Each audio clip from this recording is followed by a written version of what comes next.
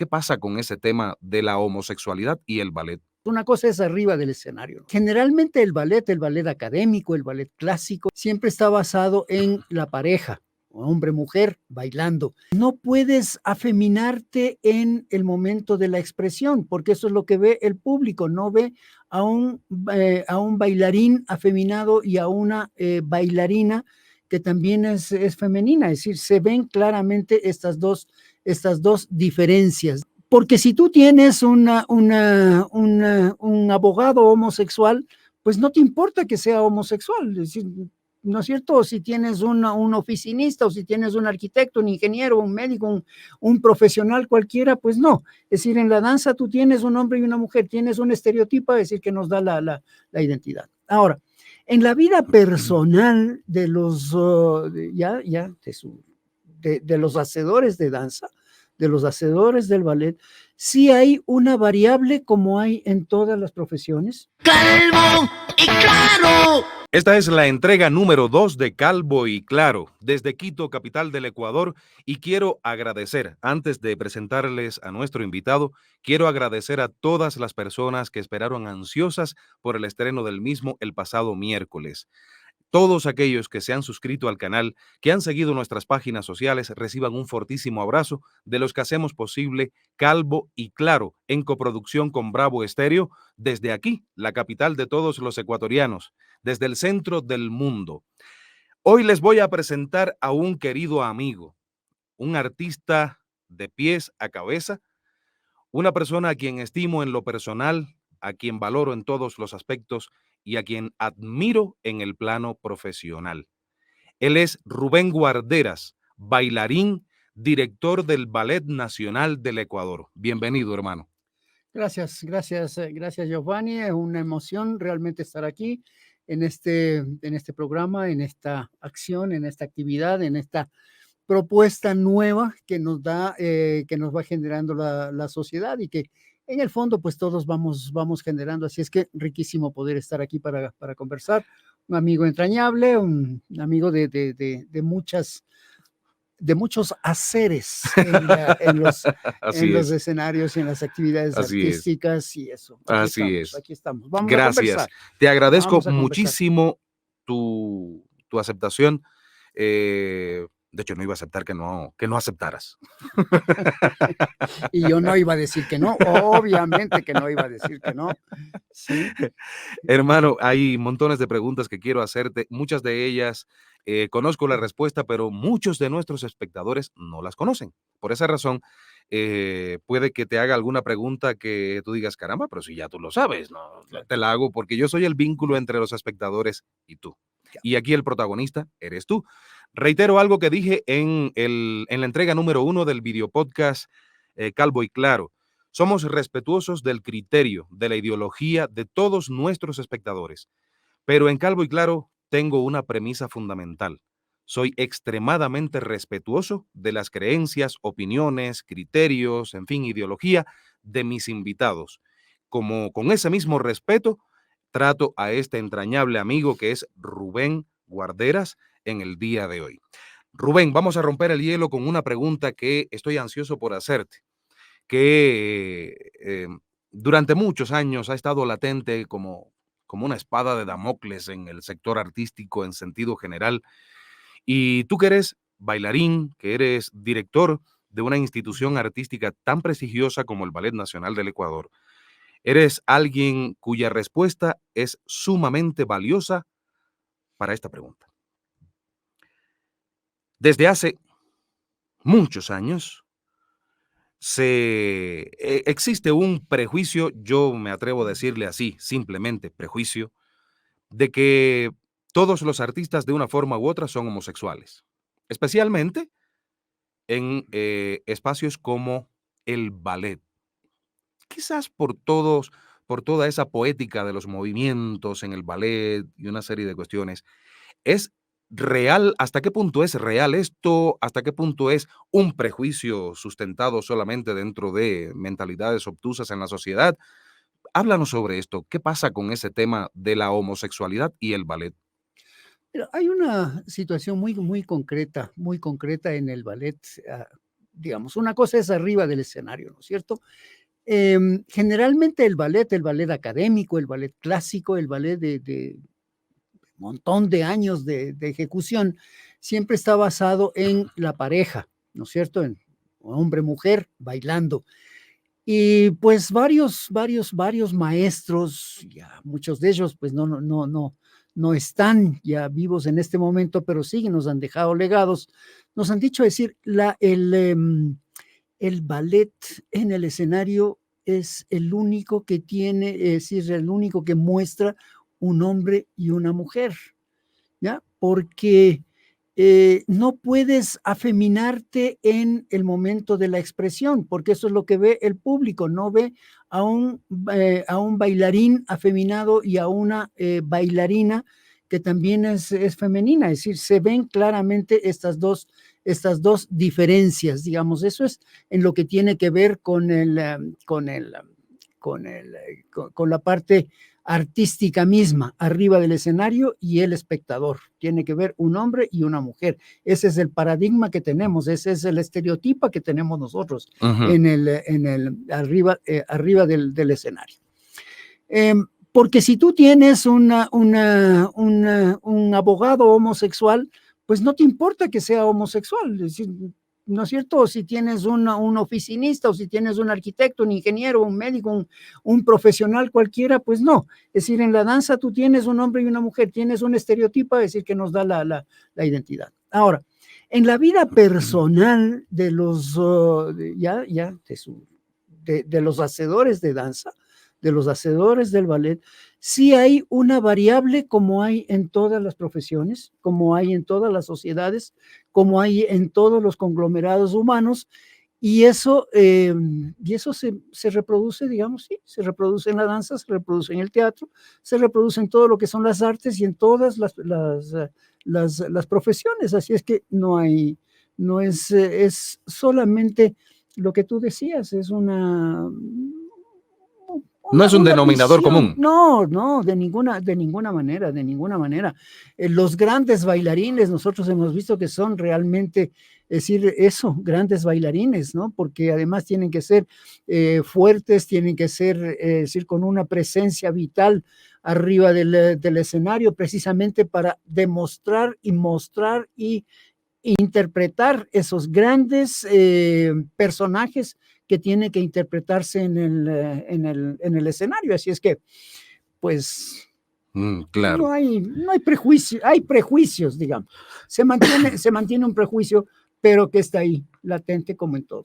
Yo creo que en este momento ese prejuicio como que ha ido disminuyendo, ¿no? En los últimos años, Rubén. Claro que sí. Antiguamente era mucho peor. Claro que sí, claro que sí. Antiguamente, es decir, era las familias pensaban que era insoportable que un miembro de la familia, sobre todo joven, adolescente, digamos, pueda hacerse artista, ¿ya? Y peor aún, bailarín. Ahora yo creo que hay mucha más permeabilidad, hay mucha más aceptación, se han desarrollado nuestras culturas. Muchas culturas tienen muchísimos personajes varones que tienen que interpretarse en el acervo cotidiano, en el acervo de identidad cultural, y entonces pues ya está mucho más viable el ser bailarín, ¿no? Y eso lo vemos nosotros en la calle, lo vemos nosotros en todas las fiestas populares, en todo momento, donde el varón ya está aprendiendo a bailar, ya es necesario que baile, ya lo pasa bien en una fiesta el adolescente que sabe bailar, claro, que baila mejor, las chicas están más cercas de él está más con las chicas, está coexistiendo más en las fiestas. Así es. Entonces, si tú estás coexistiendo, pues todo lo que trae la fiesta, que es el licor y fundamentalmente el alcohol, pues lo transpiras, lo exudas, entonces no te emborrachas, no te pones neurótico, no te pones histérico, no te pones complicado, y entonces lo pasas mejor. Entonces, sí, este rato se está bailando. Además, todo el movimiento urbano, todo lo que significa sí, el ser urbano en este momento es expresarte a través del cuerpo. Y Así eso es lo es. que buscas tú. Has visto que este momento, es decir, hay muchísima cosmética para los varones, porque tienes que sentirte bien, tienes que estar bien. Es decir, toda esa idea de que el perfume y las colonias y y todos los aditamentos, digamos, cosméticos eran solamente para las mujeres. No, ya, eso ya se terminó hace rato. Ahora el varón tiene que verse, es decir, mejor y sentirse mejor. Eso de que perdón, lo puedo decir, ¿no? Es decir, que entre más Todo feo lo que y quieras. hediondo el hombre era más varonil, pues ahora es justamente lo contrario, ¿no? Mientras mejor te vistas, mientras mejor estés, mientras más perfumado estés, mientras más, sí, radiante estés, estás mejor en la sociedad. Claro, Entonces, pues ya esos estereotipos, digamos, esos prejuicios, pues van quedando en el olvido ya. claro. Yo aprecio algo en torno a ello. El sector artístico, dentro del sector cultural, recordemos que la cultura es mucho más que las artes. Las artes simplemente son expresiones de la cultura de un pueblo. Así es. Partiendo de ese hecho, en el sector artístico, quizás hace muchos años, debido a todos esos prejuicios en torno a las orientaciones sexuales de las personas, en fin, es donde más visible se hacía aquella persona homosexual. Tal vez por una apreciación más liberal de la vida, tal vez por ser personas menos prejuiciosas, menos afectadas por ellos. El simple hecho de, en una sociedad prejuiciada en torno a las artes, tomar la decisión de ser un artista es un acto de rebeldía y pone en el tapete de qué madera está hecha esa persona en aquellos tiempos. Estamos hablando en aquellos tiempos. Hoy es diferente. Siguen persistiendo algunos prejuicios, ¿no? Pero yo creo que la misma cantidad, llamémosle así, de homosexuales que habían en las artes, las había en cualquier otro sector, Claro. lo que era mucho más mal visto en otros sectores Claro. que dentro del sector artístico. Bueno, En- lo que pasa es que ahora, a ver, ahora la sociedad, los adolescentes, los jóvenes, eh, tienen muchos más medios de comunicación. claro, Es decir, todo este desarrollo de los medios de comunicación, por eso estamos precisamente en este podcast, ¿no es cierto? Es que ya te puedes expresar. Antes era el único que se sentía o que se le veía expresarse era al artista. ujú, Ahora ya no necesariamente tienes que ser un artista, estás haciendo tus videos, mostrándote en las redes sociales, estás en ese proceso, entonces ya ves que hay un cambio en muchos de los aspectos de la convivencia diaria, del accionar diario del ciudadano, digamos, ciudadana, hombre, mujer, ¿no es cierto? Y entonces ya no está restringido solamente para aquellos que tienen la oportunidad de expresarse detrás de un micrófono o detrás de una cámara o frente a una cámara en la sociedad, sino que ahora es mucho más natural. Ahora estás comunicándote a diario, no sé cuántos miles de millones de comunicaciones diarias existe a claro. través de las redes. Entonces, todo el mundo está en este proceso, ya es otro el mundo, ya no está circunscrito únicamente a tu entorno, sino que estás mucho más abierto a todo, ¿no? Este rato, es decir, nos estarán viendo aquí, en la China, en el Japón, en la India, en Perú, en Chile, en Argentina, es decir, en muchos lugares y al mismo tiempo. Entonces, todo eso se fue perdiendo. Es decir, si nos referimos a las décadas de los 60, 70, cuando empieza, digamos, toda esta ebullición de tratar de comunicarse, pues de todas maneras las cartas se demoraban Uh, 15 días en llegar, se demoraban y en que de meses. Europa viniera hasta acá, qué es lo que está ocurriendo. En cambio, aquí lo estamos sintiendo a diario, lo estamos sintiendo en el mismo momento en que se están dando los fenómenos, ¿no? Los problemas o las situaciones. Es decir, estamos viviendo, ahora sí vivimos en vivo y en directo. Así es, Entonces, así esto es. ha ido generando, digamos, una apertura mucho más amplia, ¿no? Claro. Sí, los tiempos obviamente han cambiado para bien en muchas cosas y para mal en otras, ¿no? Claro. Pero, Nos bueno, hacemos más impermeables, por ejemplo, ¿por claro. qué? Porque ya asistimos, como hay hace poquito tiempo, ¿no es cierto? Es decir, la irrupción en el set de DTC. DTC Televisión, ¿no es cierto? Y lo vemos como, es decir, ese rato está ocurriendo, entonces ya somos como impermeables, no somos ya no nos afecta, seguimos con el sándwich en la boca, que seguimos Ajá. con esto, medio nos asustamos cuando ya se empieza a decir, es que el entorno va a venir esto, entonces ya no hay transporte, no hay buses, no hay esto, no hay el otro, entonces empezamos a movilizarnos o a ponernos, o lo contrario también, empezamos a sentirnos directamente violentados en nuestra seguridad, porque lo estamos viviendo en vivo y en directo, ¿no? Entonces, Claro.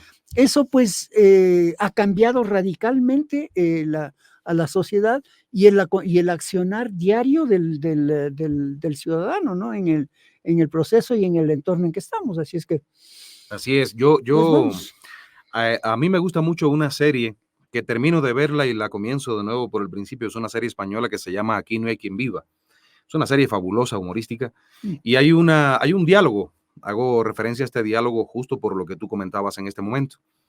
Hay un diálogo en el que uno de los personajes le dice a otro, los niños tú ves a los niños en África y desde la televisión pasando hambre y los ves mientras te comes un filete. Pero si el problema está ocurriendo en la puerta de tu casa, es diferente. Claro. O sea, el ser humano ha ido, yo creo que la indiferencia ha estado presente en nosotros desde siempre, ¿no? Pero en los últimos años como que se ha agudizado más.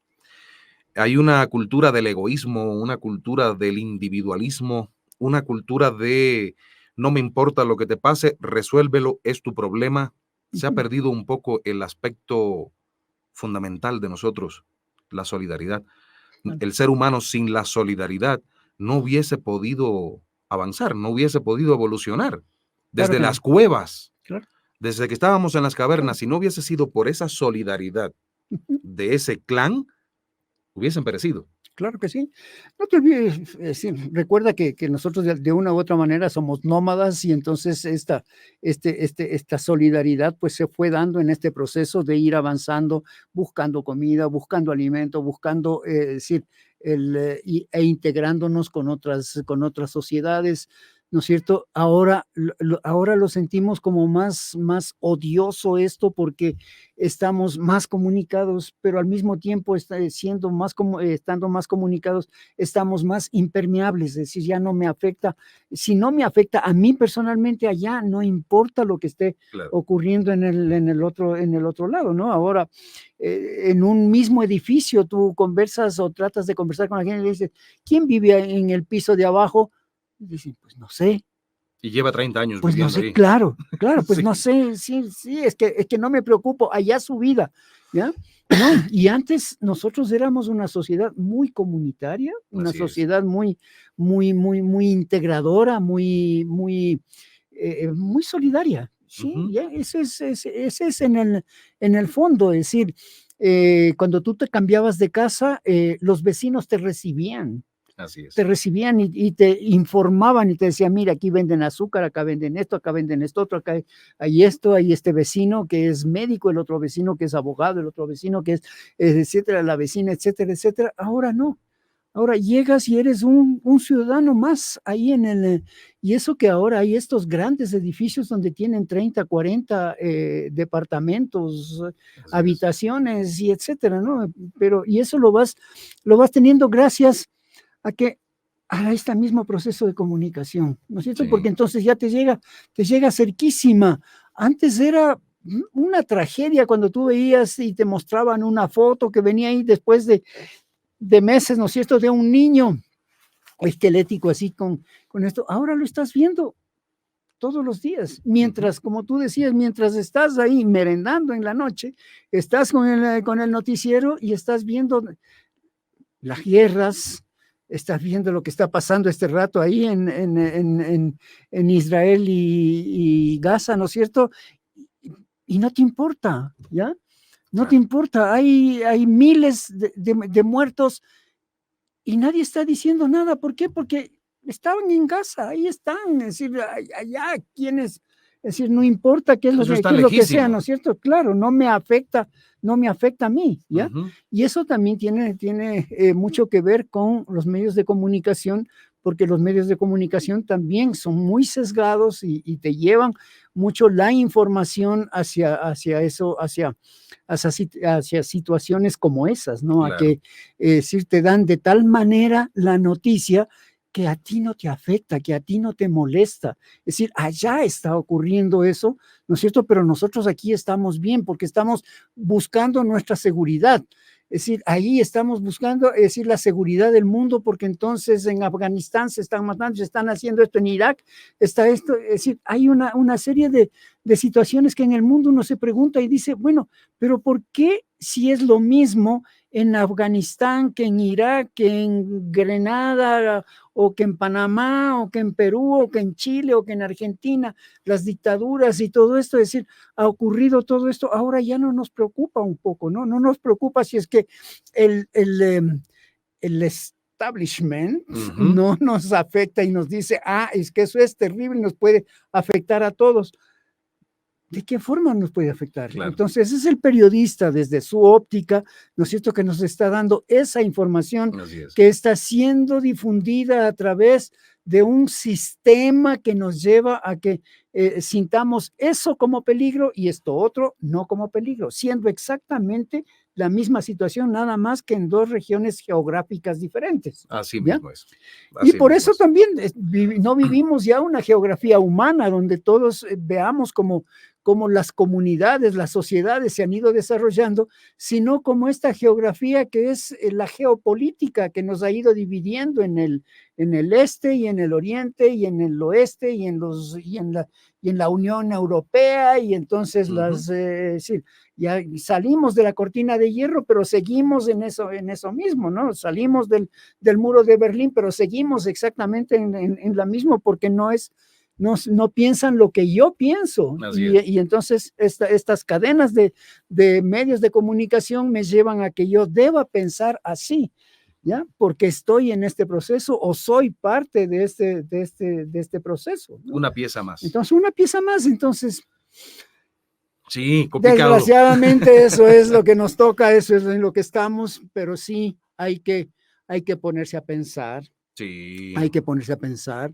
Ya no tenemos tiempo para leer, ya no tenemos tiempo para reflexionar lo que nos están planteando estos grandes maestros, estos grandes ciudadanos del mundo que están pensando para decirnos cosas a nosotros, para que nosotros a su vez pensemos y tengamos una idea más concreta. No, vivimos de ese facilismo de la comunicación, y yo te informo esto nada más porque yo quiero comunicarte esto, pero no te doy una pluralidad en cuanto a la comunicación, ¿no? Claro. Entonces, pues ahí estamos.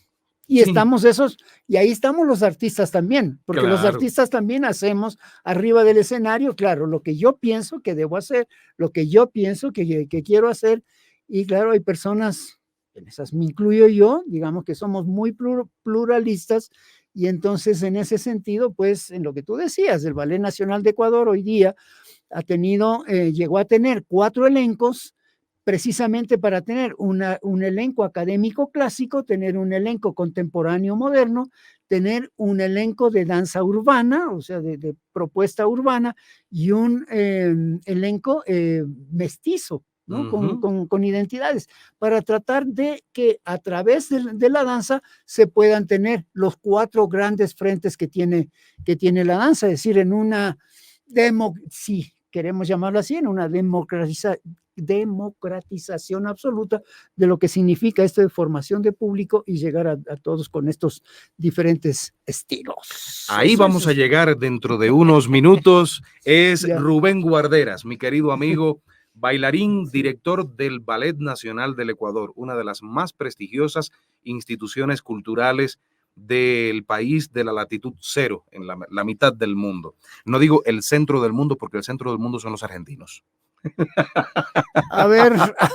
Ahí sí, y ahí, bueno, ellos se creen el centro del mundo, ellos se creen el centro Se del mundo, creen. pero realmente nosotros somos el centro del mundo. Yo no hablo de la mitad del mundo, fíjate que nunca me gustó, desde muy pequeñito, nunca me gustó eso, vamos a la mitad del mundo. Yo decía, no, pues somos el centro. Claro. Debemos ser el centro. Si están, ¿por qué somos mitad del mundo? Porque está ahí, está en el mundo está ahí. Bueno, pues entonces somos el centro del mundo, ¿ya? Y yo creo en eso que es decir, que las energías salen desde el centro como una diáspora, así para irradiar hacia todos estos 360 grados, ¿no es cierto? Y al mismo tiempo las energías también confluyen Claro. en esta gran inmersión que sería o que será, es decir, el centro del mundo, que nos falta todavía investigar más. Ujú. ¿Por qué decir nuestros ancestros, por qué los habitantes originarios de este centro del mundo tenían tan claro que era el centro del mundo? Y lo buscaban. Y lo buscaban y lo buscaron, y por qué, decir, desde el sur querían venir hacia el centro del mundo y también del norte, y cómo nuestro país realmente en ese sentido era muy, muy horizontal. Hoy somos absolutamente vertical, Colombia, Ecuador, Perú, Bolivia, Chile, etcétera. Antes éramos absolutamente horizontales, ¿no es cierto? Ujú. ¿Ya? Y pues este es el que nos hace falta a nosotros mucho, mucho investigar en este proceso, hurgar mucho, es decir, escudriñar profundamente, Claro. es decir, qué es lo que realmente significa este centro del mundo, que en algún momento lo vamos a sentir y lo vamos a tener, ¿no es cierto? Porque conforme va evolucionando, vemos que la Tierra mismo va cambiando su eje de rotación, su relación con el espacio. Hay una relación espacio-tiempo, ¿no es cierto? Que está todavía ahí en proceso en proceso de investigación, ¿no?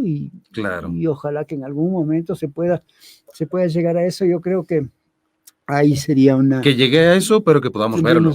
Claro, Que no nos claro. vayamos sin saberlo, ¿no? Ojalá, Ojalá, ¿no? ojalá, bueno, tú creo que lo podrás más, yo ya estoy más cerca de decir, hasta aquí llego, ¿no es cierto? Que ese es No, el no. círculo de la vida. Fíjate que yo no le tengo miedo a la muerte, yo no le tengo miedo a la muerte porque yo, es decir, desde pequeñito dije, a ver, yo nací, ¿no es cierto? Ya.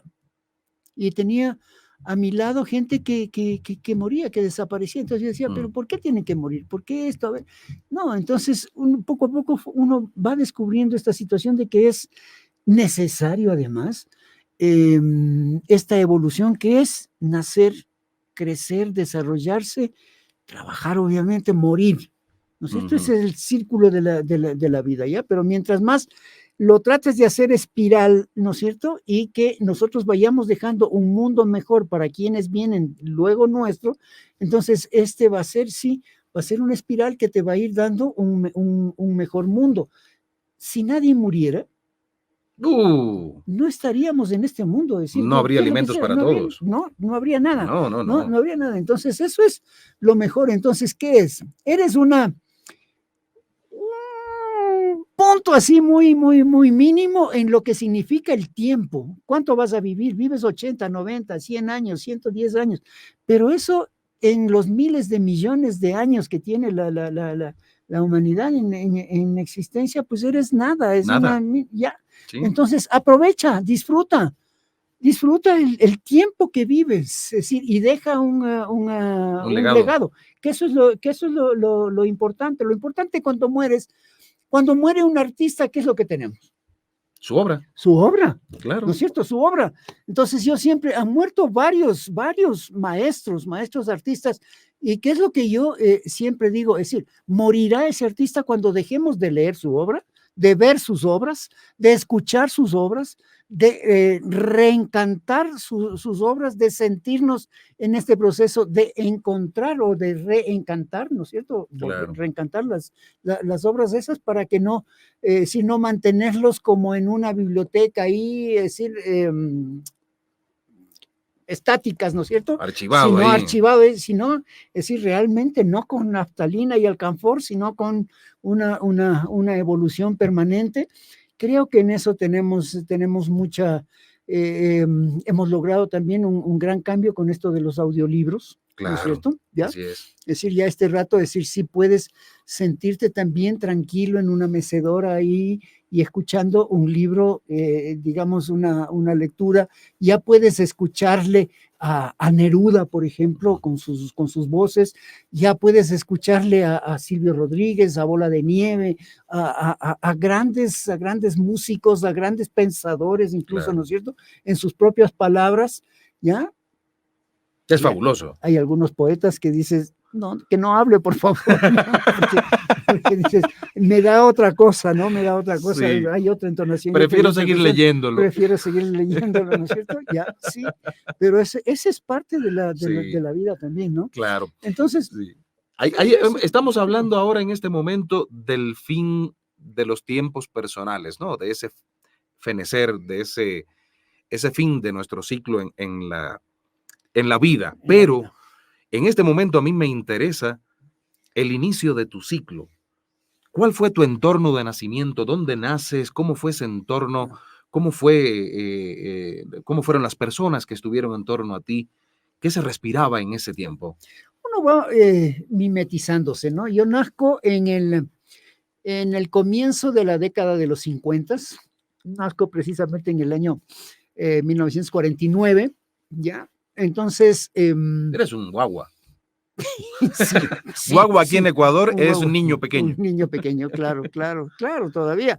Estoy viviendo mis primeros 75 años, voy a cumplir 75 años, mis primeros 75 años. Hay que celebrarte la fiesta de los 15 pronto. Sí. Pues mi abuelo había construido la Plaza de Toros Belmonte. En el centro. En el centro de Quito, en la ¿Fue tu abuelo? Mi abuelo Abel Guarderas construye eso. Con mi abuela chilena, que habían ido a Chile, se conocieron allá, vino acá, tuvieron hijos de allá, hijos acá. Mi otro abuelo era, es decir, en otro sentido, más, uno dice más clásico, ¿no? Más académico, es decir, con más música, su música era más tradicional europea, ¿ya? Y un tinte muy europeo, casado con mi abuela que venía de la provincia de Cotopaxi, ¿no es cierto?, de hacendados y todo ese proceso. Ya mi papá, un ingeniero en lo que yo llamo las artes mecánicas, ¿ya? Y mi madre, una señora ama de casa, con un gusto exquisito para cocinar, con un gusto exquisito para criar a sus hijos, a su descendencia, en un entorno muy familiar, muy rico, pero muy tradicional. Entonces, mientras por un lado estaban las fiestas populares, mi abuelo que venía, mi abuelo era Belmonte, crea y produce ahí lo que son las fiestas de los inocentes, es decir, como un elemento súper importante para que con los disfraces detrás de la máscara, pues no se sepa quién eres. ¿Ya? Entonces, tanto hombres como mujeres se disfrazaban y se ponían estas máscaras. Los disfraces eran amplios para que puedas ponerte encima del pantalón, la falda, etcétera. Era eso, y entonces se perdía las jerarquías en la sociedad. El gerente del banco bailaba con la empleada de la tendera de la esquina o de la dueña de la tienda, bailaba con el capariche que barría las calles, etcétera. Ese era el proceso, es decir, fue un proceso de democratización de las fiestas. Un momento en el que todos eran lo mismo. Claro. Y eso era, es decir, había un ingreso a la Plaza de Toros y ahí se bailaba en la plaza, ¿no es cierto? Mi otro abuelo, es decir, gustaba de qué? Del Teatro Sucre, de la Orquesta Sinfónica Nacional, apoya fundamentalmente a los jóvenes en esta búsqueda de la cultura, es el primer es decir, es la primera persona que comunica a, a Benjamín Carrión con, con las jerarquías, digamos, gubernamentales, porque tengo un tío bisabuelo que fue encargado del poder, el general Enríquez Gallo, ¿no es cierto? Es decir, quien crea en 8 meses, crea la policía, crea una serie de circunstancias y entre eso pues envía a Manuel Benjamín Carrión a Europa, a París, a Francia por primera vez y entonces empieza este gran conocimiento. Es también un poco el gestor de Velasco Ibarra en la creación de la Casa de la Cultura Ecuatoriana, también con el maestro Benjamín Carrión. Entonces yo vivo en esos dos mundos y mi papá, mi mamá, obviamente disfrutando estos dos mundos, por un lado lo popular, por otro lado lo académico, ¿no es cierto? Y en eso descubro a través del deporte, porque mi padre también fue un gran deportista, entre otras cosas, tiene el récord nacional, el salto con garrocha, pero con la pértiga de bambú. Lo rompió la marca, es decir, con pértiga de la fibra de carbono y eso, es decir, ya fibra de vidrio y ya, es decir, en otro, pero con la pértiga de bambú, pues mi padre mantiene esa, ya no se usa, ¿no? La pértiga Quizás lo mantenga de por vida. Claro, ya, listo, ¿no? Entonces me inspira a estudiar danza, a estudiar ballet, fundamentalmente a estudiar ballet para lograr un mejor aprovechamiento de las condiciones físicas, de la coordinación, porque había de las noticias esas que llegaban, un soviético que pues tuvo un accidente automovilístico, deportista, igual saltador de alto, y que el ballet lo reeducó, ¿no es cierto? Es decir, se curó, digamos, a partir del ballet y rompió la marca mundial. ¿Ya? Claro, perdona, porque ahí un poco que me perdí. Cuando dices que recibes influencias hacia el ballet por parte de tu padre o por lo que estabas recibiendo de la vida misma. No, por parte de mi padre. ¿Tu padre te incentiva? Mi padre, sí, ve al ballet, a estos cursos de ballet que hay a fin de que logres mejor elasticidad y ese tipo de cosas, con ese fin. Luego, es decir, cuando yo me doy cuenta de que me gusta y me interesa el ballet y todo eso, yo le digo, papá, quiero estudiar ballet. Me dice, no, obviamente no. No, porque no, porque el ballet no es una profesión, el ballet tiene te vas a morir de hambre. Te vas a morir de hambre, tiene todos estos prejuicios y todo eso, tú eres esto, te gusta, eres homosexual. No, evidentemente que no. Y entonces empieza ahí ese tira y afloja. Yo consigo en ese momento 2 becas, una beca para ir a estudiar en Chile, en la Universidad de Chile, ir a estudiar ballet y danza allá en la Universidad de Chile, y también para ir en Alemania a través del Centro Ecuatoriano Alemán para estudiar mecánica, que también me gusta y me ha gustado toda la vida la mecánica, y yo decido ir a estudiar ballet y así es como me voy a Chile pensando en que estaba 6 meses, un año allá en Chile, es decir, desarrollando, venía como tremendo bailarín y entonces ya aquí luego podría estudiar cualquier otra cosa, pero resulta que en Chile me mueve mucho el momento que se estaba viviendo, me toca vivir en la universidad, me toca vivir, yo llego en el segundo semestre del año 67, pues y en el año 68 se produce todo el gran movimiento universal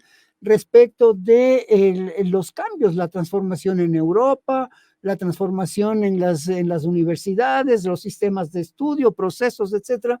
Y entonces eso me embebo yo en esa situación al mismo tiempo que estoy estudiando danza en la universidad. Tenemos en ese momento la Universidad de Chile tenía un sistema que era, si tú querías estudiar pedagogía, tienes, y creo que todavía, el Instituto Pedagógico Universitario, donde estudiábamos pedagogía, todas las carreras, todas las carreras confluíamos ahí.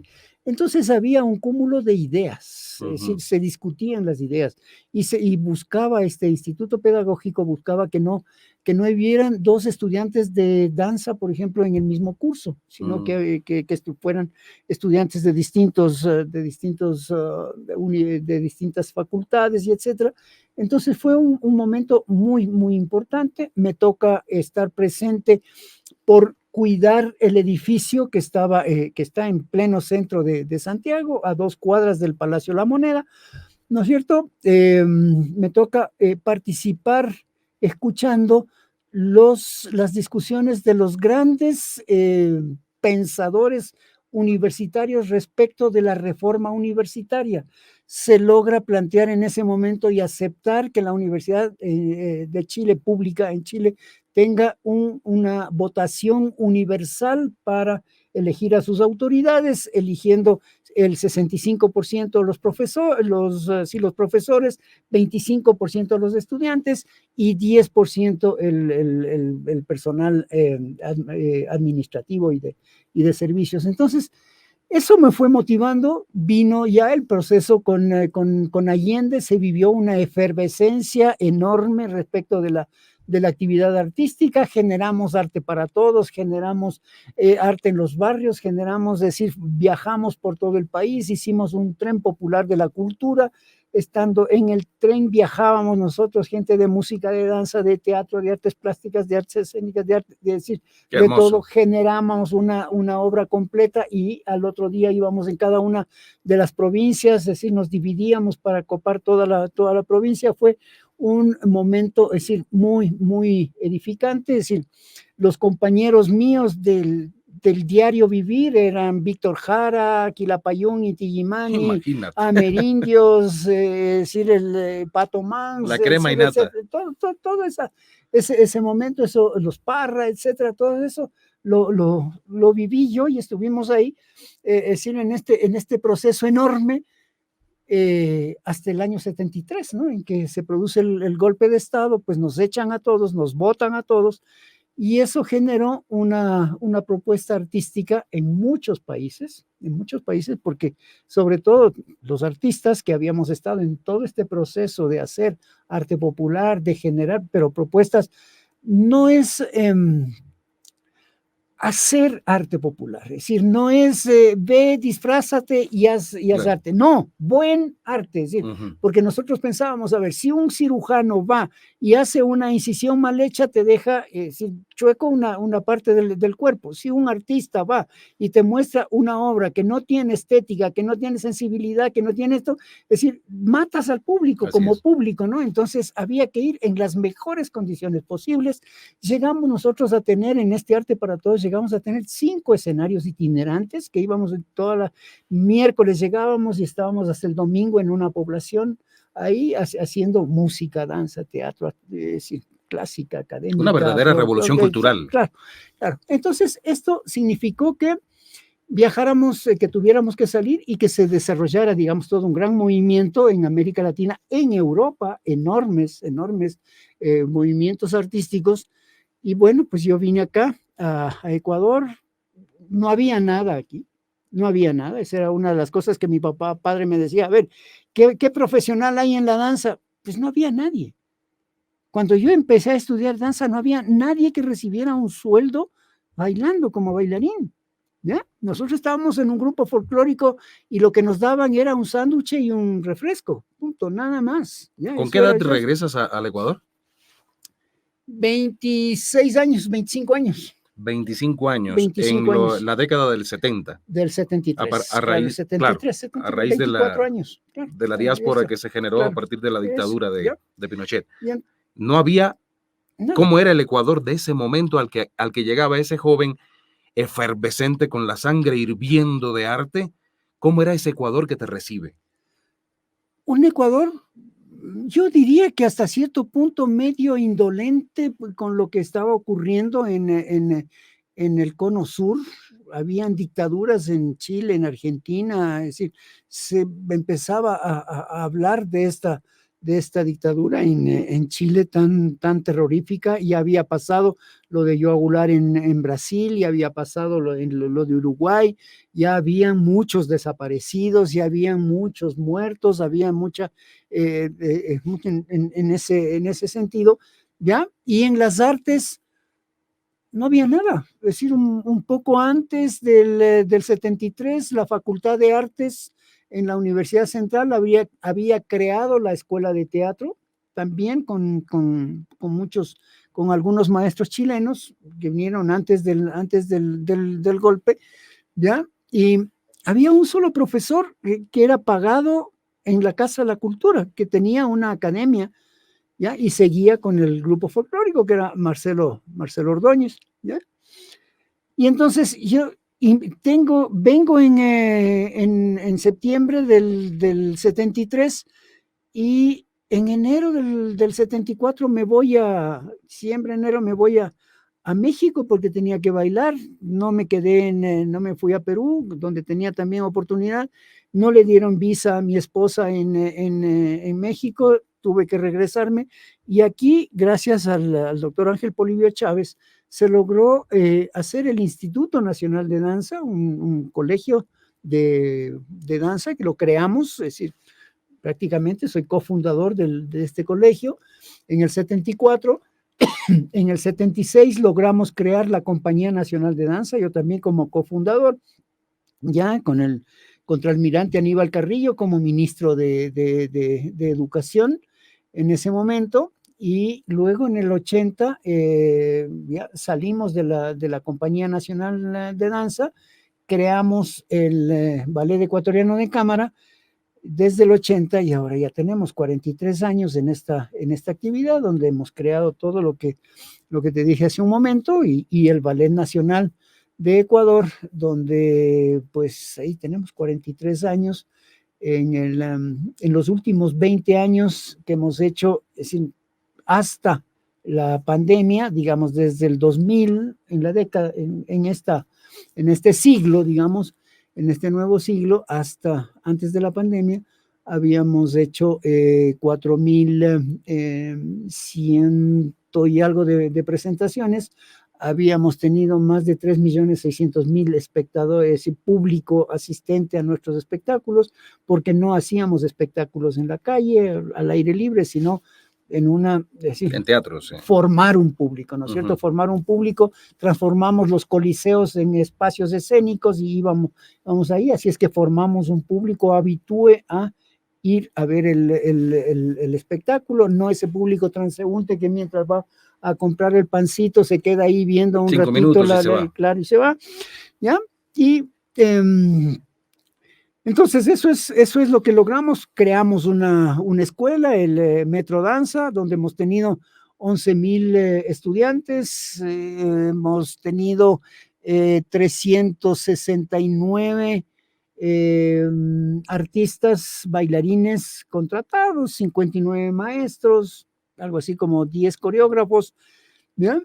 Pero el Ballet Nacional de Ecuador no surge con ese nombre, mencionaste otro nombre. Como Ballet Ecuatoriano de Cámara. Ballet Ecuatoriano de Cámara. Claro, porque queríamos ser un ballet ecuatoriano, digamos, así es como nace, con el apoyo del Instituto Nacional de Danza, ¿ya? Y de cámara porque era un grupo de 6 bailarines, ¿ya? Es decir, un pequeño grupo, ¿ya? Y que entonces, pues, ahí llegamos a tener un staff de 140 personas trabajando para poder hacer, te digo, estas más de 4,000 presentaciones, que es decir, más de 3,600, es decir, 4,000 presentaciones que hicimos en el proceso, porque teníamos a veces 2 y 3 presentaciones diarias, ¿no? Con con equipos, es decir, donde no desvestimos ninguna obra, es decir, todas las obras fueron presentadas como si fuera en el Teatro Nacional. de la Casa de la Cultura o el Teatro Sucre o en cualquier teatro con escenografía, iluminación, tramoya, sonido, utilería, vestuarios, bailarines, bailarinas, es decir, etcétera, con todo, ¿no? Es decir, Claro, eso es sí. lograr todo eso, es decir, en un país como este, pues ha sido A mí me realmente consta, una tarea muy, claro, muy, muy, muy fructífera. y una heroicidad. Claro, tenemos un edificio construido de 4,000, casi 5,000 metros cuadrados de construcción, con 8 salones, con un mini teatro, un ¿Construido para teatrino, esos fines? construido para esos fines. Ujú. ¿Ya? Entonces, tenemos el conservatorio donde estudian 9 años los estudiantes para lograr su título de bachiller en arte, modalidad danza. Tenemos una escuela de estilos de danza con 4 años de duración para tener su diplomado en artes danzarias, ¿no es cierto?, como intérpretes profesionales de la danza. Y hemos tenido escuelas vocacionales, es decir, creadas en los barrios más densamente poblados de la ciudad. Eso se ha ido perdiendo con el tiempo porque no ha habido un apoyo de las autoridades, ¿ya? Pero habrá que retomarlo, siempre esperamos que vienen nuevas autoridades y esperamos que se retome nuevamente esta situación, que es la que en el fondo va a ayudar a que nuestra sociedad, a que nuestra ciudad, al distrito metropolitano de Quito no tenga pandillas, o tenga menos pandillas, tenga menos droga, tenga menos ocio improductivo por parte de los niños, las niñas, los adolescentes. Así es. Si nosotros les damos ocupación, pues están en su escuela, ¿no es cierto? Están en su educación normal hasta la 1:30 de la tarde y desde las 2 de la tarde, pues no tienen nada que hacer. Entonces, o están en los medios de comunicación, en los juegos, es decir, electrónicos, o están en el barrio haciendo nada, ¿no? O están en los parques haciendo nada y entonces son más propensos a estar en vicios y en este tipo de cosas. Claro. Si ocupáramos nosotros positivamente el tiempo libre de la ciudadanía, pues sería otra situación. Es decir, Por hay una gran supuesto. cantidad en Quito, Sí. una inmensa cantidad de ciudadanos que tienen la posibilidad, digo la posibilidad de tener un trabajo, terminan a las 4:30 de la tarde y tienen libre hasta el otro día, es decir, donde tranquilamente pueden ir, tomar su familia, ir al teatro, participar de un evento que los relaja, que los divierte, que los emociona, que los entusiasma, y al otro día van a estar trabajando de mejor manera, van Así a es. tener un mejor comportamiento en su familia, van a estar más unidos familiarmente, pero eso es lo que no se piensa en este sentido, en estas acciones que otros países sí lo han hecho, pero Claro. nosotros no estamos en Sí. en ese proceso, es decir, no hemos entrado en ese proceso, ¿no? Las artes son, y lamentablemente, una enorme cantidad de políticos no lo saben, o si lo saben, no le prestan atención. Las artes son una herramienta fundamental para contrarrestar toda manifestación de marginalidad, delincuencia, criminalidad. Es una herramienta, yo diría que la mejor herramienta que tiene cualquier político en sus manos es en el ámbito de la cultura de su pueblo, las manifestaciones artísticas, las Claro. expresiones artísticas. Ah, Nos hacen abrir los ojos como sociedad. claro. Nos enfrentan al pensamiento de montones de importantes pensadores del mundo y nos dan diferentes ángulos para poder llegar a conclusiones. Y el ballet juega un papel fundamental en esto. Fundamental. Yo decía hace un ratito cuando comentabas de toda la trayectoria que tiene el Ballet Nacional del Ecuador, que me consta por todos los años que trabajé en la Casa de la Cultura Ecuatoriana, cada vez que había la presentación del Ballet Nacional del Ecuador, se agotaban las entradas. Se agotaban porque el Ballet Nacional del Ecuador tiene realmente un público. Y eso es fundamental. El Ballet Nacional del Ecuador lo logró. Las demás artes escénicas, no tanto, como el teatro, como otras manifestaciones, que es también importante. Pero si el Ballet Nacional del Ecuador lo logró, quiere decir que Rubén Guarderas con su equipo lo lograron. Ahora yo quiero que, y por supuesto te felicito por todo eso, hemos conversado sobre ello en muchas ocasiones, en cámara lo estoy haciendo ahora, pero yo quiero que tú nos comentes a nuestros espectadores y a mí alguna anécdota que te haya a ti, digamos, motivado por encima de todas, algo que te haya ocurrido, que te haya dicho, no, yo sí voy a lograr que el Ecuador tenga un ballet como lo tiene hoy. Que después de la situación actual que se esté viviendo es otra cosa, ¿no? Pero ¿en qué momento de tu vida, en qué punto de tu vida tomaste la decisión de lograr que el Ecuador tuviese un elenco artístico como este? Mira, en muchos momentos, es decir, hay una anécdota, es decir, que a mí me mueve y me mueve permanentemente. Un día hicimos una noche, tuvimos una presentación en Atuntaqui, en el Coliseo de Atuntaqui, armado todo el escenario, esa cámara negra que es el espacio escénico, digamos, ¿no? Esa cajita mágica. Así es. Ahí terminamos, se presentó una obra mía, es decir, con música nacional, al piano el maestro Nelson Maldonado, ¿ya? Y terminamos la presentación, se llama Recordando el Olvido esta obra, ¿ya? Y se acerca la Madre Superiora, es decir, no es que yo haya ido donde ella se acerca acá, y me dice, maestro, ¿usted es el director? Le digo, sí, yo soy el director. Me dice, fíjese que yo he visto esta obra, dice, y he disfrutado tanto que creo que cuando esté arriba en el cielo, al lado de Diosito, voy a disfrutar igual que lo que he disfrutado ahora. Qué hermoso. Eso es decir, te da esa sensación, esa situación. Hemos hecho obras y la ciudadanía te da muestras de ese agradecimiento. Esos niños que llegan con un caramelo y te dan un caramelo, me dan un caramelo. Yo siempre hago la presentación de las obras, explico las obras, dialogo con el público, dialogo con esto, etcétera, etcétera. Entonces me identifican a mí más que, digamos, a los bailarines los ven y todo eso, y se acercan donde a mí y me dicen, maestro, es un caramelito. Les dan, Qué lindo. Sí, niños así, fascinados, niños que me piden, ¿podemos tocar a los bailarines? Yo les pregunto, después de que los tocan, entonces, no sé, es que queríamos ver si eran de verdad. Qué lindos. Sí, si eran de verdad, los hemos visto en las vitrinas ahí en la televisión y en eso, pero que son de verdad, ¿ya? Nosotros hicimos muchos años hicimos ballet teatro, ¿ya? Que fueron los clásicos infantiles, no solamente los clásicos universales, sino también cuentos infantiles nuestros con niños, con nuestros alumnos y alumnas de la escuela, y entonces los niños veían a sus pares bailando, ¿ya?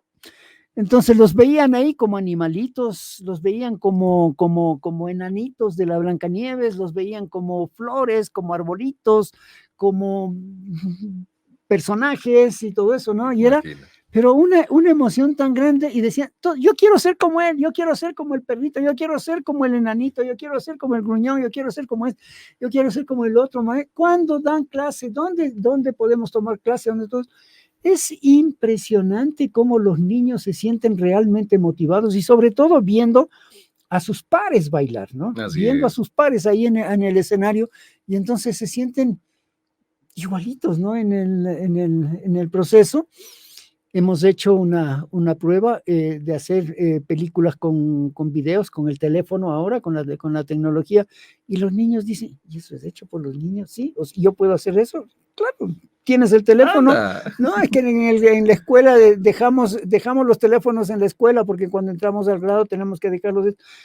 te coge el teléfono y haz una película, hagan un guión, han hecho, ¿no? Han hecho. Entonces, esos son las grandes novedades que uno tiene en estos, que son grandes en estos satisfacciones, grandes satisfacciones. No dejamos de tener las otras, yo digo, de grandes risotadas y grandes estas cuando en Machala, me acuerdo, estábamos en el teatro ahí y de repente, es decir, íbamos a empezar a bailar y estábamos en el camerino, ¿no es cierto? Y de repente van 3 compañeras y se sientan en un sofá que había ahí en el camerino, porque llegamos, se sientan en el sofá y de repente desaparecen como más o menos 20 ratas, es decir, de debajo del sofá, ¿entiendes? Salieron de debajo. Terrible, claro. Entonces, los gritos y las cuestiones y eso. Y justo antes de salir ya. Antes de salir, claro, en el mismo Machala, pero en el, ¿cómo se llama? En el Coliseo, teníamos unos trajes llenos de vuelos y de toda esa serie de cosas, de decir, y entonces empezábamos ahí, ¿no? Y la luz oscuro, negro, y empezaba a decir luz música, ¿no? Luz música, entonces viene full luz música, ¡ah! ¿Quiénes se despiertan? Los murciélagos. Entonces, pasaban sin rozarnos, sin tocarnos, ¿entiendes? Pero desaparecían, y pasaron por ahí, por el escenario, entonces era impresionante. Nuevos ¿no? integrantes del elenco. Claro, nuevos integrantes del elenco, claro. Ir a la, recuerdo, fuimos, ¿en dónde fue? En la Amazonía, fuimos a un colegio, es decir, en un escenario, es decir, sabíamos que era pequeño el escenario, nos habían dado ya, entonces nosotros ensayamos de acuerdo con el tamaño que tiene el escenario, por eso preferimos hacerlo en coliseos, porque tenemos más espacio, claro. Ahí armamos el escenario nuestro grande, etcétera, en estos espacios pequeñitos, y era de unas monjitas, y las monjitas creo que se habían pasado 3 días limpiando el escenario, para que nos presentáramos nosotros, pero obviamente lo que habían hecho era encerar el escenario, para que esté ese piso brillante, para que esté lindísimo. Claro, el ellas piso, querían que estuviera magnífico. Claro, nos recibían así, mire el escenario que tienen, miren. Sí, y los bailarines van y hacen así, solamente llegar, no así, traqui, fum, si van para allá, sí, van para allá, sí. Me imagino. Resbalosísimo el escenario, ellos habían hecho lo mejor que podían para recibirnos a nosotros, claro. Porque ya nos habían visto bailar en el escenario, es decir, en el Coliseo, ¿no? Entonces, por eso era una invitación. La monjita, una de las monjitas cumplía 50 años de actividad en la congregación, etcétera, y entonces vamos nosotros ahí a bailar. Bueno, entonces ahí tienes trucos. La Coca-Cola sirve para todo. Entonces, la Coca-Cola no le estamos haciendo todo, comercial. Sí, sí. Entonces, le echas refresco, le echas el refresco ahí en el y entonces, claro, más o menos puedes hacer. Luego de eso, pues ya, eso fue de los primeros años, luego ya llevábamos nuestro espacio. Perdóname, ¿qué produjo la gaseosa en el sitio que se pega? Es decir, la zapatilla tiene claro, por el azúcar.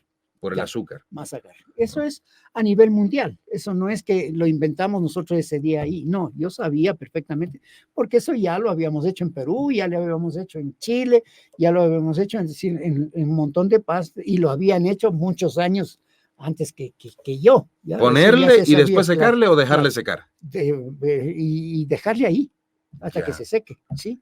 ¿Ya? Para que el azúcar haga lo suyo. Claro, ya, y ahí agarrábamos, es decir, pudimos bailar.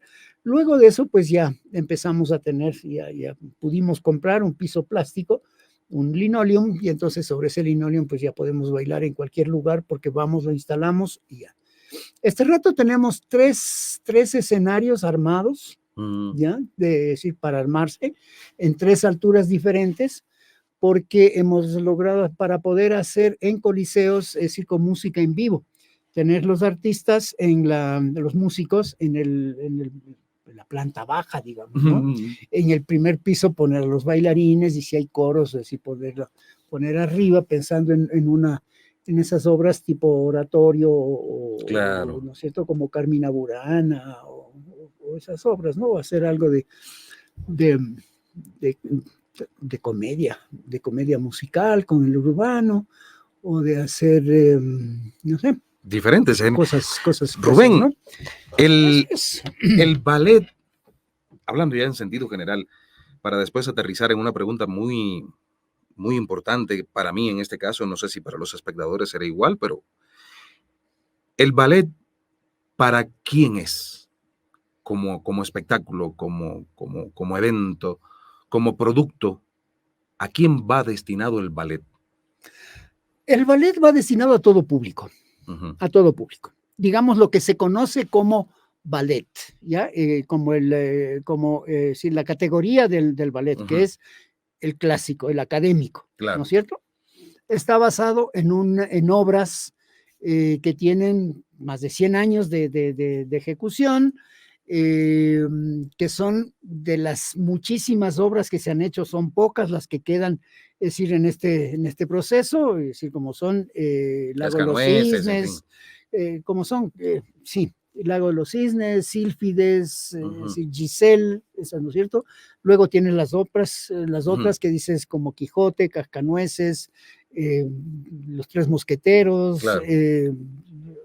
Bella Durmiente, etcétera, que ya son con personajes más claros, pero que tienen una terminología o un texto visual más universal y es más, de alguna manera, armonioso universalmente.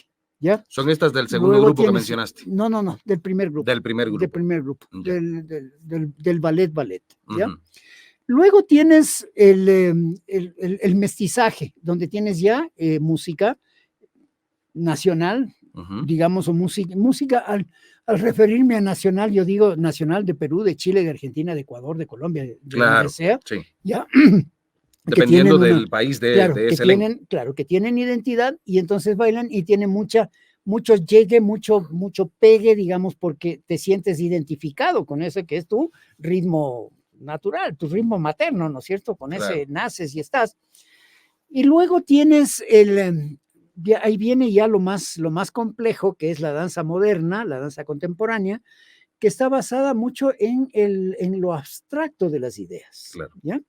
En ese sentido, la idea, es decir, la danza ya no te da una versión literal de una ejecución, ¿no es cierto? Es decir, que tú veas un texto en el escenario, sino que te da grandes atmósferas, ¿ya? Eso es para un público, digamos, ya un público, es decir, más acostumbrado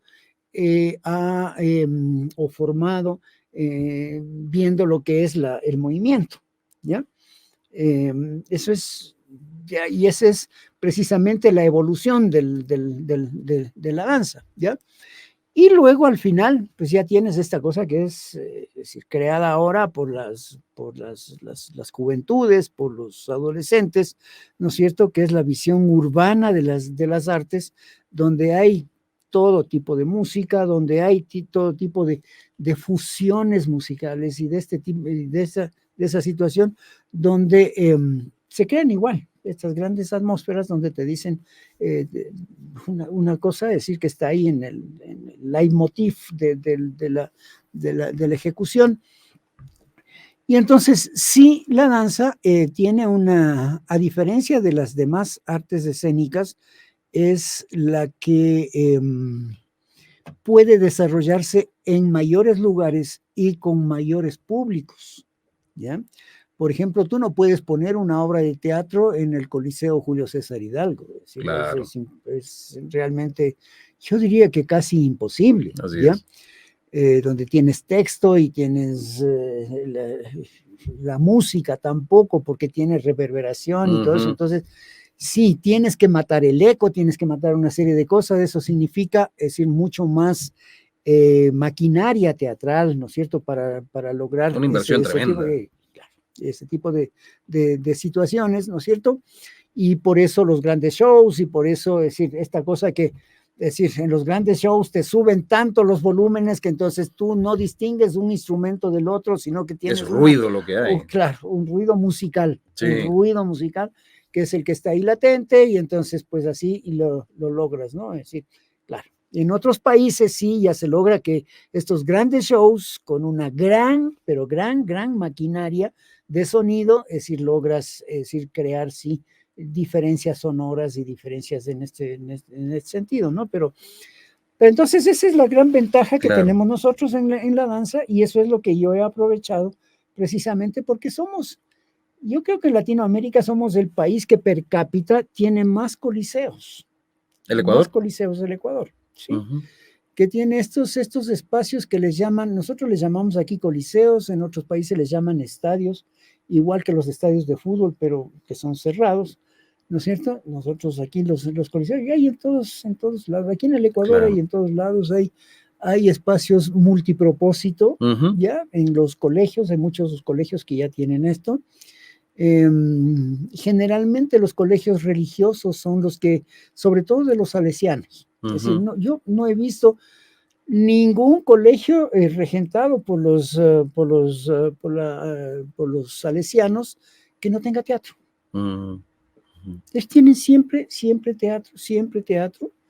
Es más, yo estudié en el Don Bosco de la Tola, en el tradicional, y yo recibí mi semibachillerato al aprobar tercer curso como en arte dramático. Es decir, siendo actor, no tanto siendo actor, pero sí dramatizábamos textos, ¿ya? Pero mira, ese dato no lo sabía. Claro. Vamos a ver cuándo nos ponemos de acuerdo y compartimos escena. Rubén, ¿qué salud tiene el ballet y qué proyección tiene para el futuro? ¿Qué salud tiene el Ballet Nacional del Ecuador en este momento y cómo se proyecta el futuro? Mira, este rato estamos enfermos tenemos un cáncer, porque no tenemos la asignación fiscal del Estado, que nos acompañó durante 37 años, ¿ya? Por eso crecimos tanto, por eso sí le enfocamos tanto a la propuesta de hacer este ballet nacional. Hace un momento te decía que tenemos un edificio de más de 5,000, casi 5,000 metros cuadrados de construcción, precisamente para tener la escuela y el desarrollo de estos 4 elencos que conformábamos el Ballet Nacional. Una situación que en toda América Latina no hay un espacio así donde tenga, es decir, una escuela, un conservatorio, digamos, completo, con 9 años de estudios, otra escuela con 4 años de estilos, 4 elencos, no hay un lugar, porque yo siempre busqué, es decir, si tengo escuela, debo tener campo ocupacional, debo generar campo ocupacional. Entonces, este rato no hay, se está quedando el Ecuador sin un campo ocupacional para los bailarines clásicos, porque no existe ningún elenco clásico en el país que sea profesional. Éramos nosotros, nada más. A pesar de que se hacen varias actividades, varias acciones lo que yo digo, desgraciadamente, imitaciones de las obras clásicas grandes, ¿no es cierto? Las academias hacen esos procesos, pero en el mundo no hay ningún elenco nacional, ningún elenco, es decir, importante, grande, que no tenga auspicio y apoyo del gobierno, estatal, municipal, provincial, es decir, tiene que ser así, para tener estos elencos grandes y etcétera, ¿no? Y sobre todo nosotros, que todas estas actividades las hicimos en forma gratuita. El público ingresaba gratuitamente y debe ingresar en este momento, cuando estamos formando público, debe ingresar gratuitamente, de tal suerte de formar este público para las artes, ¿ya? Y luego de que te guste como público, disfrutes porque lo conoces, porque lo viste, porque lo ves, entonces puedas decidirte a comprar una entrada para ir a ver a un elenco particular que está sacándose la madre también para hacer una obra, para ponerla en escena, para poder expresarse, para poder comunicarse y para poder todo eso, ¿no? Exactamente. Ya, esa es la realidad. Cuando nos quitaron la asignación, bueno, la Corte Provincial nos dio un amparo constitucional de protección, un amparo de protección, porque realmente se afectaron se afectaron todos los derechos, ¿no? Es decir, el derecho al trabajo, el derecho a la libertad de expresión, el derecho a la educación, el derecho a la cultura, el derecho a expresarte a través de las artes, ¿no es cierto? Sí, y entonces eso es algo que el país tiene que rever en muchos casos esta situación, ¿no? La salud no se ve solamente en el Ministerio de Salud. Ujú. La salud mental, la salud de la ciudadanía se ve también en el Ministerio de Educación, en el MIES, se ve en el Ministerio de Cultura, se ve en los municipios, se ve en los GATS. El artista ¿No es es el cierto? médico del alma. Claro, exactamente. Es el médico Entonces, del alma. eso es lo que se tiene que pensar y se tiene que sentir aquí. Ahora, eso significa inversión. Claro. Eso hay que invertir en esos procesos, hay que invertir. Pero claro, siempre dicen, ya la frase tan trillada es, claro, es que el arte no da votos.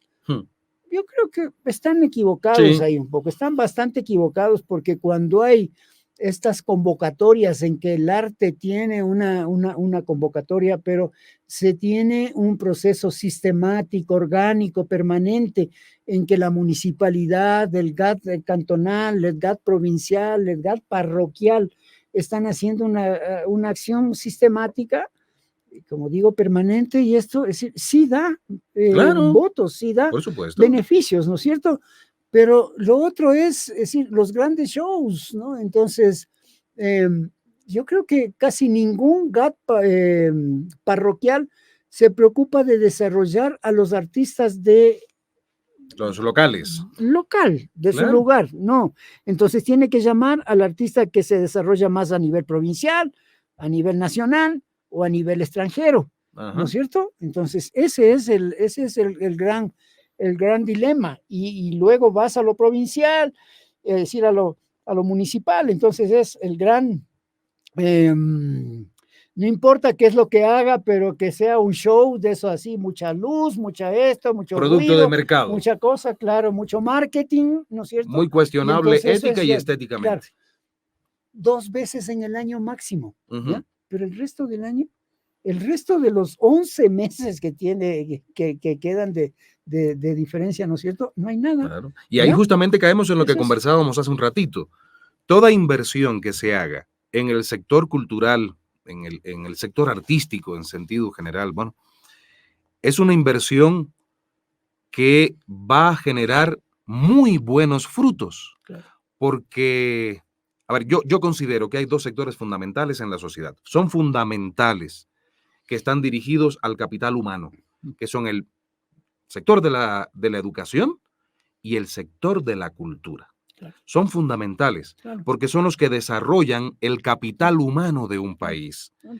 Sobre la cultura de un país se desarrollan todos los demás renglones como la economía, la política, en fin, de sectores como la agricultura. Todo depende de la cultura que tiene ese país. Claro. Todo depende de ello. Claro. La política de un país se desarrolla en dependencia de la cultura que tenga su pueblo. Claro. La economía se desarrolla en dependencia de la cultura que tenga su pueblo. Y el artista es, por sobre todas las cosas, como decíamos hace un ratito, el médico del alma. El artista hace que la sociedad se cuestione, que la sociedad se sensibilice en torno a determinadas problemáticas. El artista es fundamental para la generación, o vamos a cambiar la palabra, para la creación de mejores sociedades. Así es. Si queremos una mejor sociedad mañana, tenemos que trabajar todos unidos y con los artistas como protagonistas con las nuevas generaciones de hoy, claro, para tener mejores sociedades. Claro, si tú tienes a una familia a una familia común y corriente en una parroquia, ¿ya? ¿De qué está discutiendo? ¿Problema de sus hijos en el colegio, en la educación? ¿Problemas de salud? Y problemas de familiares. No me alcanza la plata, no puedo comprar esto, el profesor le pidió no sé qué, el otro le pidió no sé cuánto, no alcanza, etcétera, etcétera. Si tú le das una obra de teatro, una obra de danza, una musical, un concierto, un libro, le das otro tema de conversación. Claro. Lo sacas de esos temas encerrados. Entonces, ¿qué le estás dando? Salud mental, salud de comportamiento, salud de actividad, de acción. Entonces va a ser más productivo luego, tanto el uno como el otro, como el otro. Le va a enseñar a pensar. Exactamente, claro. Y eso es lo que muchas sociedades, muchos políticos, precisamente, no quieren, claro, porque entonces, ¿para qué vas a pensar, no? Si claro. piensas, si ya piensas, entonces existes, ¿no? Si yo pienso, existes. Entonces, si yo existo, entonces ya puedo leer la ley que me ampara para y puedo hacer tomar esto, decisiones. Claro, y tomo decisiones y tomo eso, ¿no? Sí. Es decir, no nos olvidemos del trabajo en máquina, ¿no? Es decir, yo te capacito a ti para que hagas esto solamente. Así es. ¿No es cierto? Para que puedas trabajar conmigo y dependas de mí. Así es. ¿Ya? Y no puedas ir a trabajar con el vecino porque no sabes hacer otra cosa que apretar esta tuerquita. Lo que yo te enseñé, porque es lo que yo necesito. Claro, eso, ¿ya? Entonces, ya. Ahora la sociedad nuestra, la constitución nuestra, determina precisamente lo contrario, es decir, que en todas las empresas, en todos, tanto públicas como privadas, tienen que capacitarte. Hay una educación continua, tiene que haber una educación continua, claro. ¿no es cierto? Si tú logras, por ejemplo, fíjate, nosotros hemos hecho muchas, en esto que te hablaba yo de mi abuelo también, de la democratización de la participación. Nosotros logramos hacer eso también enseñando a bailar en las instituciones. Vamos a una empresa y enseñamos a bailar. Ya. Yo llevaba 8 parejas, ¿sí? Cada pareja tenía un radio grabadora y bailaban cumbias, pasillos, pasacalles, albazos, tonadas, etcétera, ¿ya? Con los que estaban ahí en el piso, ¿sí? Entonces, de repente, a la jefa de oficina le tocaba bailar porque hacíamos intercambio de parejas, ¿no? Cambio de parejas. Entonces le tocaba bailar con el mensajero, le tocaba bailar con ella. Lograron un clima de trabajo mucho más rico, mucho más de comunicación, mucho más en ese sentido, ¿no? Ya. Sí. Entonces, pero eso se fue desapareciendo porque obviamente, es decir, esa gente que está trabajando nos daban, en las instituciones públicas nos daban media hora y el empleado tenía que dar media hora, entonces se hacía de 4 a 5. Salían a las 4:30, los que no se inscribían en este proceso salían a las 4:30 y los que se inscribían a las 4 terminaban su trabajo y salían a las 5 de la tarde, ¿ya? Pero porque eso significa que hay que pagar un profesor para que haga ese trabajo, y que es de 1 hora diaria, ¿ya? Si es que trabajas en ese sentido. Entonces, tienes un gasto que tiene que asumirlo la empresa, el Ministerio de Finanzas, de Educación, de Defensa, de lo que sea, ¿no es cierto? Claro. Y eso es lo que se tiene que lograr. Entonces, vas a tener muchísimo menos alcoholismo, porque entonces en Quito, hablo de Quito, no sé si en toda la sierra será lo mismo, fiesta, baile, las mujeres en una esquina, los hombres en otra esquina, conversando, chupando, ¿no es cierto? Bebiendo. Se emborrachan inmediatamente. Así es. Pero si están bailando, transpiran y exudan el alcohol, entonces están más tiempo sobrios. Así es, ¿ya? Más saludables, no están complicados porque, pucha, no sé bailar, y entonces, claro, y que baile el fulanito, y que baile, no sé qué, y que baile, y entonces no sé, ¿ya? Entonces tendríamos una sociedad muchísimo mejor, muchísimo más participativa. En la costa, ¿por qué se produce, digamos, eso? Porque son más desinhibidos, porque están bailando cumbia, todo lo que sea, Claro. merengue, cha-cha-cha, etcétera, Así ¿entiendes? es. Ya aquí en la sierra somos más serranos, menos rítmicos, ¿no? Y entonces eso es lo que tenemos. Entonces, ahí es donde vamos Claro. a lo que tú estabas diciendo, es decir, Sí. hay un mejoramiento en la sociedad en cuanto hay una mayor participación en las artes. Así es. ¿Ya? Y Rubén. que las artes están para eso, para despertarnos Claro. emocionalmente, ¿no? Así La salud es. mental. Sí. ¿no? Rubén, ahora estoy convencido de que muchos espectadores se estarán preguntando, tengo un hijo o tengo una hija que está interesado o interesada en el ballet. ¿A dónde le puedo llevar? ¿Dónde el Ballet Nacional del Ecuador puede impartirle clases de ballet a los hijos de nuestros espectadores? Mira, nosotros estamos en nuestra sede, en esta sede que decía yo que construimos, que está ahí en la Abascal y Gaspar de Villarroel.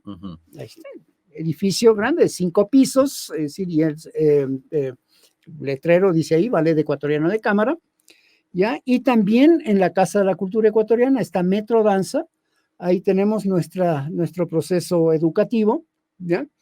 Estamos este rato en un proceso mixto, por esto de que no tenemos la asignación fiscal. Hay quienes pueden pagar, pues pueden pagar, y quienes no pueden pagar, pues tratamos, es decir, están igual, es decir, participando. Así es que ese es nuestro proceso de educación y formación, formación no solamente de bailarines profesionales, sino público para las artes, ¿no? Claro. Ciudadanos mejores, ciudadanos más de mejor entendimiento. Fíjate, la danza, el ballet, ¿qué es lo que te da? Si empiezas a estudiar desde los 8 años, desde los 7 años, ¿no es cierto? Te da un comportamiento espacial. Entonces tú no vas a atropellarle al que está al lado, es decir, no lo vas a golpear, no lo vas a esto, al que está adelante o al que está atrás, no, porque aprendes a manejar el espacio. ¿Ya? Tienes una disciplina espacial, digamos. ¿Ya? Y al menos esa persona no te va a golpear en la vereda cuando vas a atravesar. Claro, eso es, ¿ya? Tan común. Claro, va a bailar, va a expresarse a través de su cuerpo, va a entender, como ahora sabemos que es muy importante cómo tú te comportas.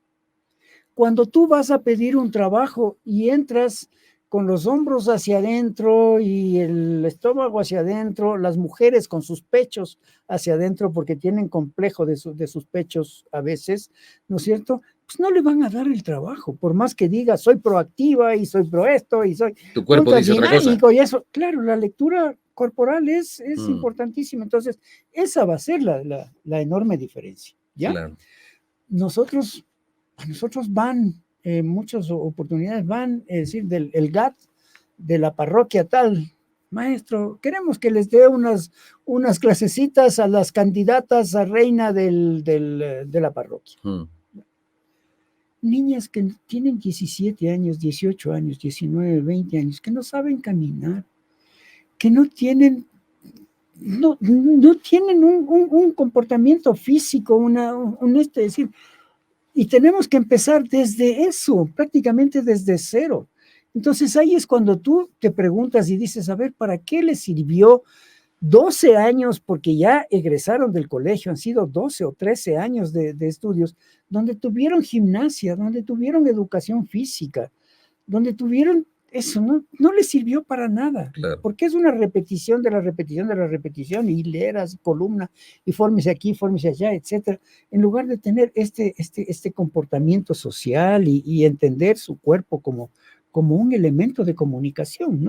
Rubén, ¿qué te queda por hacer en esta vida que te genere tanta emoción y tanto placer como el ballet? ¿Qué te faltaría hacer o está muy vinculado estrechamente con el ballet? Está muy vinculado con el ballet. ¿Qué es lo que me gustaría ver a mí? Es decir, que haya un ballet nacional, que existan ballets municipales, ¿ya? Que Quito, Cuenca, Ambato, Riobamba, Machala, no sé, es decir, Esmeraldas, tengan su ballet municipal, ¿ya? y que en las escuelas, en los colegios tengan, es decir, grupos de danza, que las universidades, por Dios, que las universidades tengan un proceso educativo a través de las artes, que puedan expresarse a través de las artes. Hay ya varias universidades que tienen ya facultades de artes, que ya tienen grupos incipientes, pero grupos al fin de música, de danza, de teatro, de escenificación, grupos escénicos, ¿no es cierto? Ya, cuando vivamos una atmósfera artística, ¿sí? Que signifique que, es decir, que logremos, ¿qué es lo que se necesitaría para eso? Primero, que logremos un clima de tranquilidad. Hay mucha falta de asistencia en este momento, de asistir a los eventos artísticos por miedo a la inseguridad, Claro. ¿no es cierto? ¿Ya? Y que la sociedad vaya desarrollando esos elementos, ¿ya? Y un poco a lo que yo estoy dedicado este rato, es decir, estoy dando clases, 3, 4 clases diarias en el fondo, a diferentes estudiantes, ¿ya? Pero también le dedico, claro, solamente los fines de semana al agro, al campo, a la tierra, a las plantas, a la flora, a la fauna de esta ciudad, de este país y de este entorno, ¿no? Entonces, eso es... ¿Tienes tu huerto? ¿Tienes tu espacio? Sí, tengo mi espacio ahí donde siembro mis cositas, donde... ¿A cuánto me vendes la libra de camote? Ay, no. Fíjate que lo que menos tengo es producción, es frutales, ¿ya?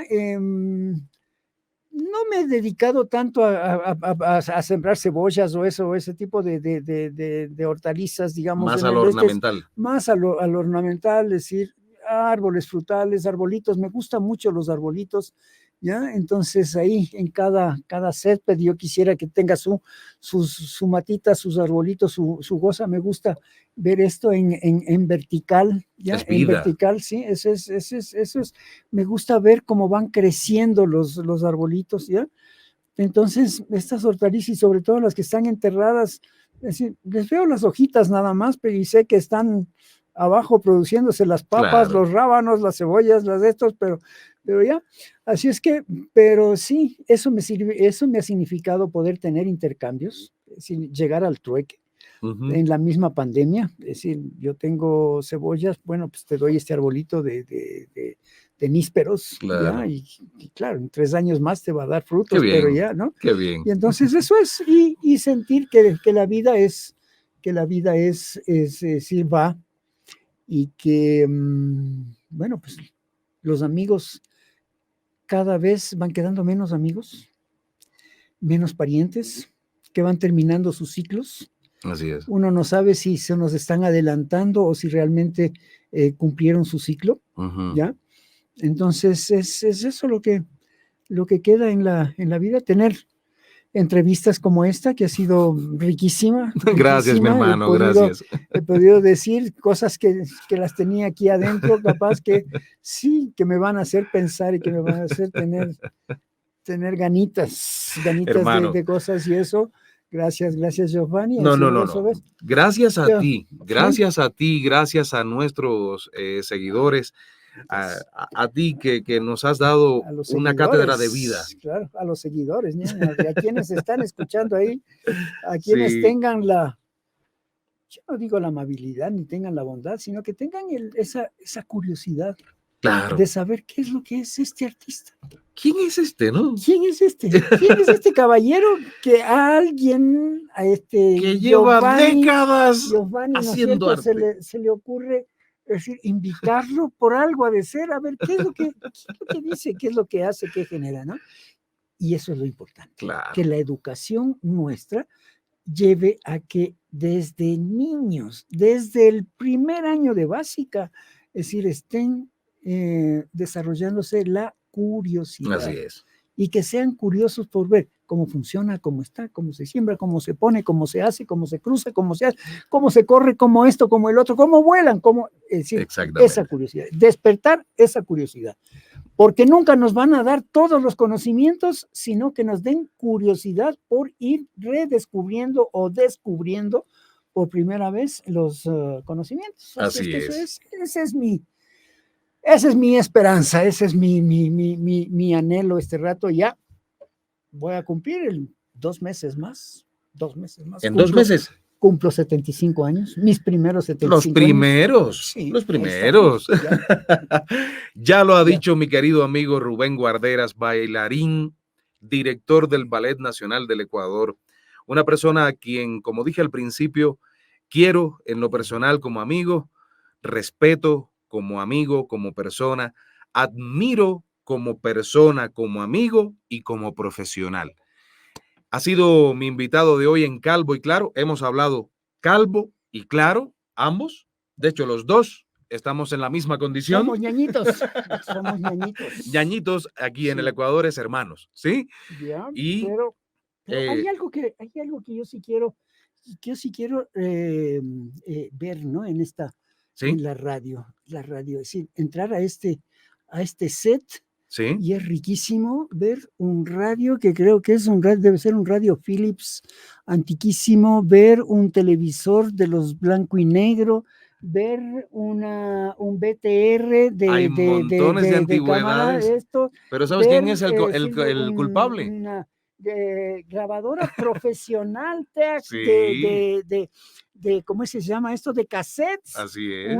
Un reproductor de cassettes con todos sus equipos, 2 amplificadores, un sintonizador de estos, sus cajas de parlantes, ver una biblioteca, ver una grabadora Tascam, una Sony de mano, ver unos sintetizadores, ver unas de esas caseteras portátiles, ver, bueno, discos. Muchísimas antigüedades. Sí. Montones de antigüedades. Óyeme, qué rico que es esto, sí.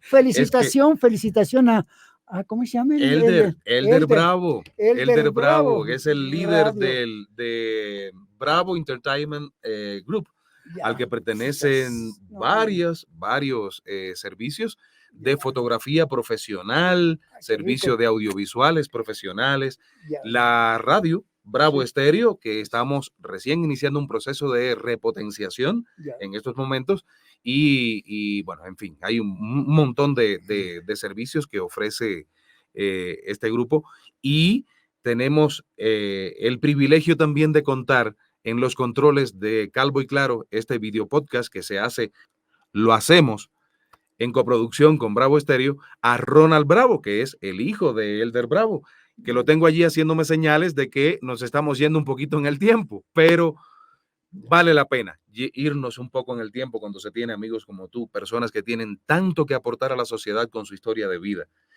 Ya lo dijo hace un ratito Rubén, despierten la curiosidad, sean buenas personas, sean personas que sientan curiosidad por las artes especialmente. El arte es una medicina y acudimos a ella a diario montones de veces, porque hasta con los culebrones, me refiero a las telenovelas, ahí hay artistas. Una película. Estás pensando en ver una película y para entretener, te estás entreteniendo con arte, dependiendo también de la película que sea, ¿no? Una buena película o un thriller de estos de pacotilla, estás acudiendo al artista. Pero un locutor, cuando pones en la radio, es también un artista de la voz. Claro. Estás acudiendo al teatro a ver al Ballet Nacional del Ecuador y estás acudiendo a ver una de las más grandes expresiones artísticas, que es el ballet. Si tú que me estás viendo en este momento, nunca has ido a ver una presentación del Ballet Nacional del Ecuador, mantente atento a sus redes sociales. Cuando vayas la primera vez, es como una adicción. Quieres volver a ir una y otra vez. Y todo eso, gracias a que el Ballet Nacional del Ecuador cuenta con un Rubén Guarderas, que ojalá lo tengamos por décadas y décadas más para que siga existiendo. Gracias, hermano. A ti, gracias, Giovanni. Gracias, hermano. Gracias a este equipo de trabajo que es la radio, ¿no? Este equipo de trabajo que es riquísimo, Elder. Muchas gracias. Y a nuestro Ronald, ya, sí, encantado de conocerte y de verte cómo has estado antes de que empezáramos a hacer esta actividad. Has estado por lo menos 20 minutos calibrando la cámara, calibrando los micrófonos, calibrando el espacio, la mesa donde estamos, las luces y toda la cuestión. O sea, pocas veces ya uno encuentra profesionales de esa magnitud, de esa prolijidad para que ustedes, que son nuestro público, que son la razón de ser de nosotros. Si no tenemos a ustedes que nos están siguiendo, ¿para quienes trabajamos? Para ustedes trabajamos. Claro. Y para ustedes estamos. Así es que muchas gracias a todos. Y ahora cuando salgamos del estudio te voy a presentar a Karina López, que es miembro también del equipo, una preciosa joven que es como una hormiguita, siempre está en función del trabajo. Nuevamente, hermano, gracias. Muchísimas gracias. Bueno. Gracias a ustedes y nos vemos pronto. Si no te has suscrito al canal, hazlo ahora y activa la campanita porque te traemos grandes sorpresas próximamente. A la altura quizás de esta de hoy. Gracias. Calmo y claro.